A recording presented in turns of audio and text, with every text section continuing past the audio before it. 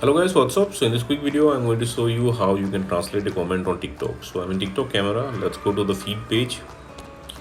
Okay, let's go to the comment section.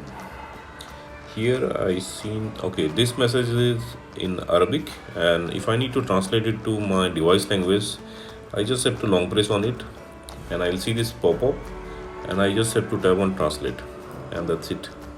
Translation is done. Let me find something else also.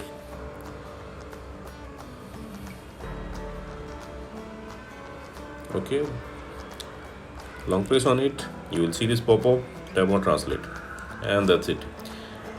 Okay, and to translate it to different languages, what you have to do, you just need to change your app language.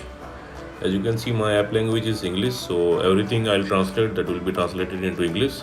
If you have selected something else, then it will translate it to your app language. So that's it guys. Likewise, you can translate comments on TikTok. So thanks for watching the video guys. See you in the next video.